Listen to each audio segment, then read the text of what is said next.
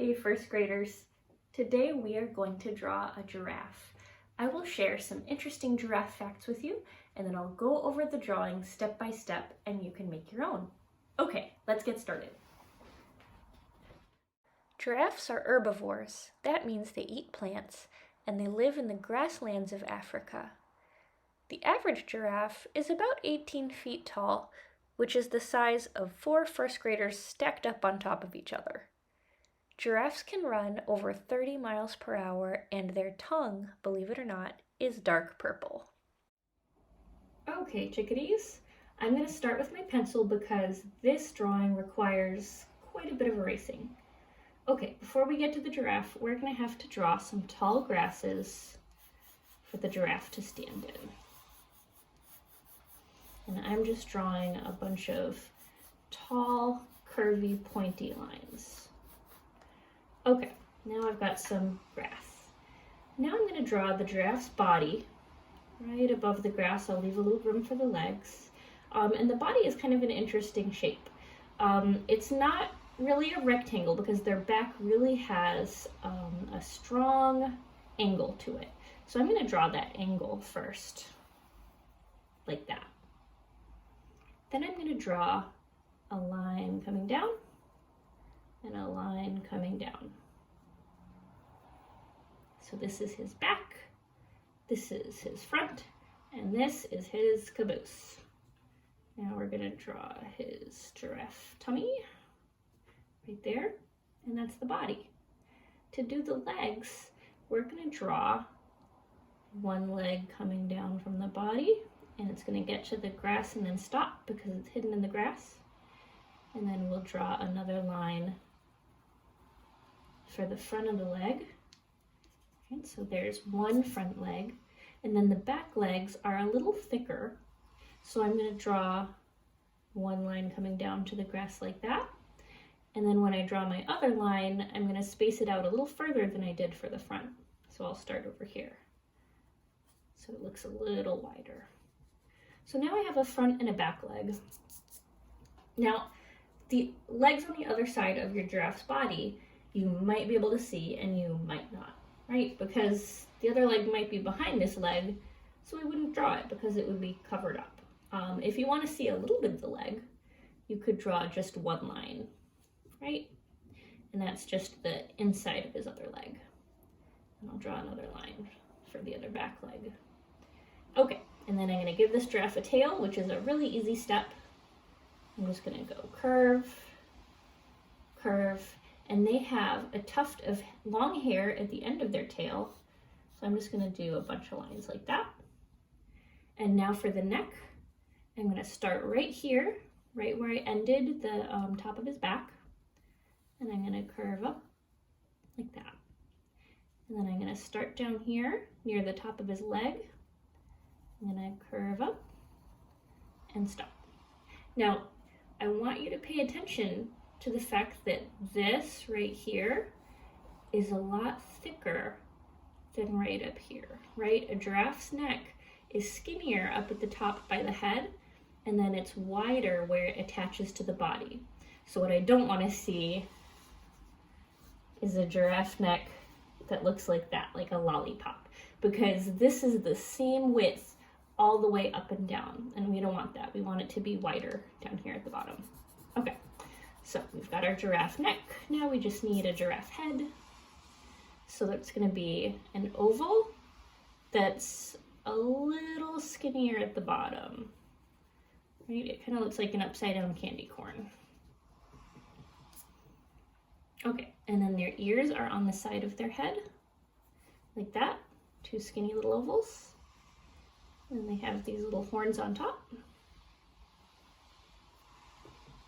And then for the eyes, I'm just going to do 2 ovals.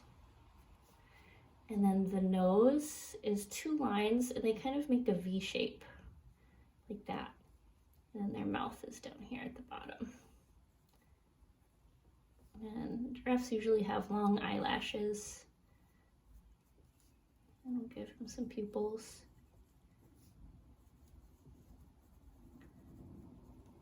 Okay, now For the spots, I'm actually going to go in and Sharpie this and erase my extra lines first, because lines like this are going to be confusing to me when I go trying to add in the spots. So I want it to be all cleaned up before I add them.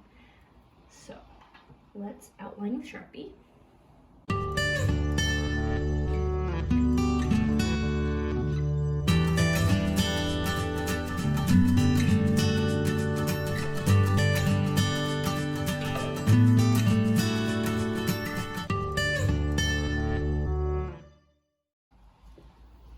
Okay. You might have noticed I also used my Sharpie to add in a little bit of hair on his neck for his mane, and I darkened up the hairs on his tail too. Okay, so now that my giraffe is all tidy, I'm going to add the spots, and here's my technique for doing it. I draw one spot just somewhere on the body. It's not really a shape like a circle or an oval, it's just kind of a blob. But the trick is what I do next. I find an edge or a side of that blob, and I draw another shape that fits in right next to it. So it just leaves a little bit of space in between. And I just do that on all sides. And then I do the same thing to those blobs. And any open spaces left over, like right here, I just make up a blob to fit.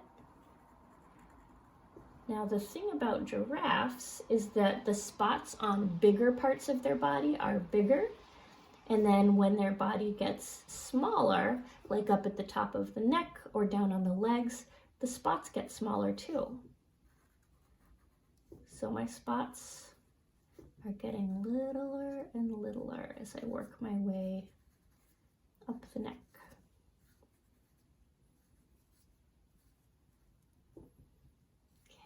Add some spots to this leg. Now giraffe stomachs are really light in color, and the spots just kind of fade away as they get close to the stomach area. So I'm not going to do any spots near the very bottom there.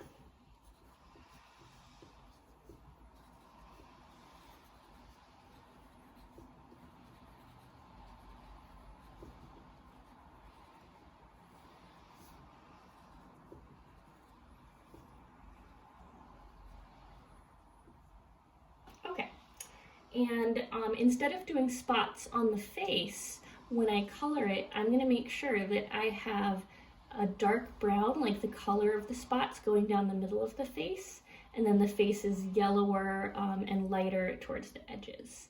But one last thing before I color is just background details. In my other giraffe drawing, I drew kind of a suggestion of a forest behind, and the way I did that is I just made a really wiggly line right behind the giraffe like that. And I don't know if I included a sun. I don't think I did. So in this one, I'll have a sun. I'll make it a nice day for the giraffe. I'll add a few sun rays.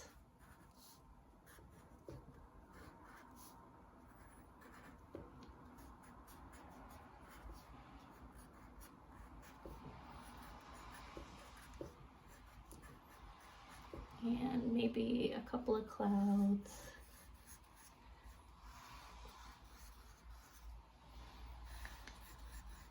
And maybe a little bit of wind blowing.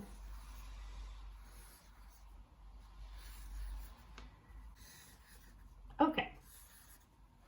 So you can color your giraffe with whatever material you like. I'm going to use crayons. I hope you had fun, and I will see you guys next week for another lesson.